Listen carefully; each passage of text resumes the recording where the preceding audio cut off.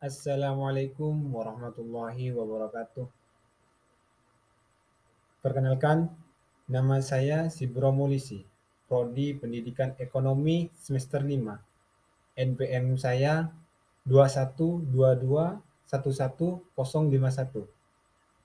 Di sini saya akan menjelaskan materi tentang kebijakan pemerintah dalam mengatasi masalah ekonomi. Karena dalam segala kegiatan apapun, baik itu berupa kegiatan rumah tangga ataupun kegiatan perekonomian, pasti memiliki masalah. Dengan adanya masalah tersebut, tugas pemerintah yaitu mengeluarkan kebijakan, di mana kebijakan di sini untuk menstabilkan atau mensejahterakan perekonomian sehingga tidak terjadi kendala ataupun tidak terjadi eh, penghambatan dalam kegiatan perekonomian. Baik, lanjut. Di sini saya akan menjelaskan kebijakan pemerintah dalam mengatasi masalah ekonomi. Pemerintah harus siap dalam mengatasi masalah perekonomian karena ekonomi merupakan ujung tombak dari sebuah kemakmuran dan kesejahteraan. Sekaya apapun pemerintahan atau semakmur apapun pemerintahan pasti ditunjang oleh kebijakan yang begitu bagus. Makanya adanya kebijakan di sini merupakan sebuah dorongan untuk menstabilkan perekonomian dalam suatu negara. Makanya dalam perekonomian tersebut ada yang namanya kebijakan. Kebijakan di sini bisa dinamakan cara untuk mencapai sebuah kemakmuran. Dengan cara tersebut, pemerintah bisa mengatasi masalah-masalah atau bisa mensejahterakan perekonomian masyarakat. Adapun kebijakan yang digunakan oleh pemerintah dalam mengatasi masalah ekonomi yaitu ada dua, yaitu kebijakan moneter. Kebijakan moneter merupakan kebijakan yang mengatur pasokan uang dalam perekonomian suatu negara. Maksudnya,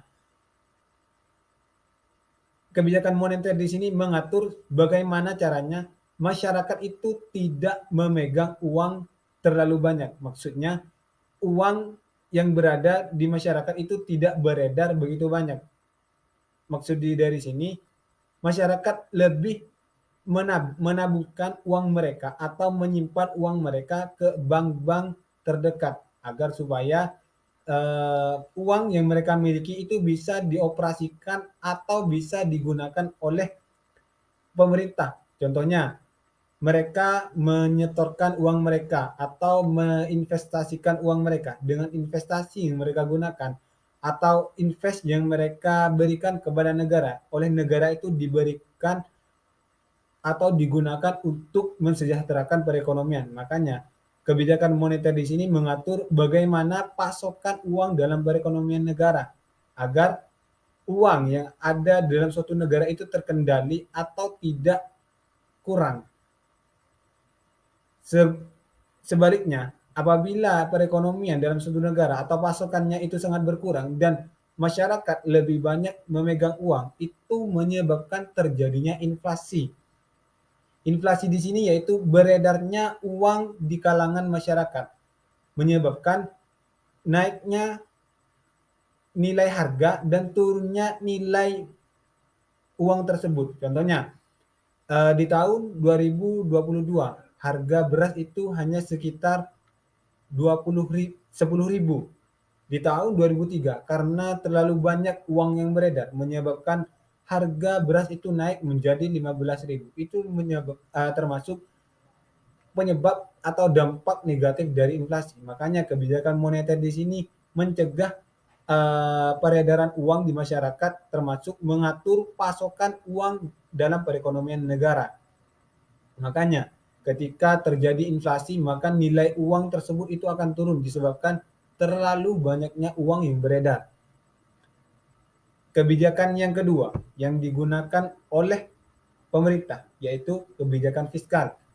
Kebijakan fiskal di sini merupakan kebijakan atau uh, merupakan kegiatan yang digunakan oleh pemerintah yaitu untuk membawa perekonomian Indonesia itu ke jenjang yang lebih baik atau lebih bagus, di mana di sini dengan menstabilkan pemasukan serta penerimaan uang dari negara.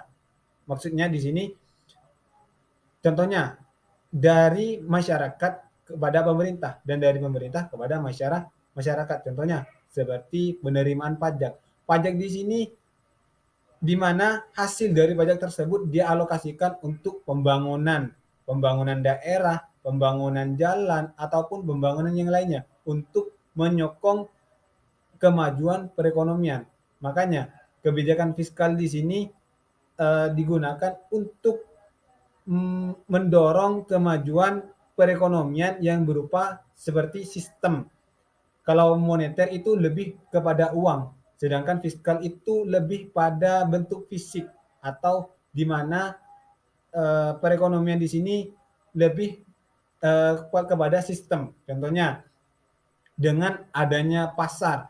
Selain adanya pasar, negara atau pemerintah juga mendukung adanya akses-akses yang mempermudah untuk ke pasar. Contohnya perbaikan jalan atau akses umum seperti transportasi. Itu merupakan kebijakan fiskal yang digunakan oleh pemerintah. Sekiranya dalam melakukan perekonomian, masyarakat itu lebih mudah melakukan kegiatannya atau dalam melakukan perekonomian tidak terlalu mengeluarkan biaya yang begitu besar.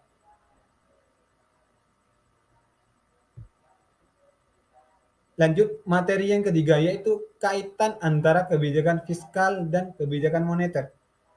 Fiskal dan moneter merupakan dua kaitan atau dua kebijakan yang saling bergantungan satu sama lain. Karena contohnya kebijakan fiskal merupakan kebijakan yang lebih merujuk pada sistem. Sedangkan moneter lebih merujuk pada cara atau lebih merujuk pada peraturan. Contohnya, moneter di sini lebih menekankan untuk tidak terjadi untuk mengatur agar tidak terjadinya inflasi. Sedangkan fiskal itu merupakan kebijakan yang lebih menekankan pada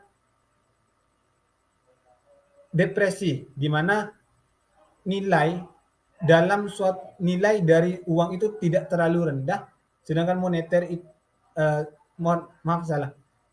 Kalau fiskal itu menekankan bagaimana nilai uang itu tidak terlalu tinggi, sedangkan moneter itu lebih menekankan bagaimana nilai uang itu tidak terlalu rendah. Contohnya, dari kebijakan moneter, kita mengatur pemasokan uang. Contohnya, bank sentral lebih banyak melakukan investasi, lebih membuka saham terhadap orang-orang untuk melakukan investasi.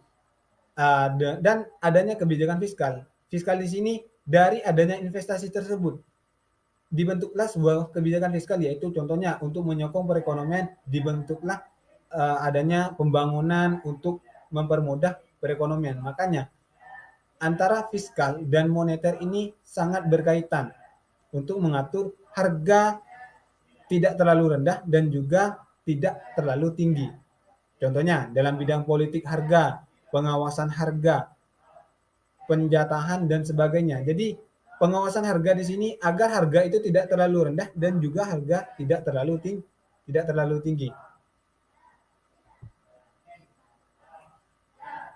Jadi kesimpulan dari materi yang sudah saya sampaikan yaitu kebijakan fiskal dan kebijakan moneter merupakan suatu kebijakan yang dapat digunakan untuk mengendalikan inflasi, juga menstabilkan perekonomian, menstabilkan uang, dan merangsang pertumbuhan ekonomi. Agar contohnya ketika pemasukan dalam suatu negara itu sudah besar, namun kegiatan perekonomiannya itu sangat kecil. Jadi antara kegiatan perekonomian dan sistem perekonomiannya itu juga ada yaitu distabilkan. Makanya moneter dan fiskal itu merupakan sebuah kebijakan yang saling berkaitan. Sekian penyampaian dari saya. Mohon selebihnya mohon maaf. Wassalamualaikum warahmatullahi wabarakatuh.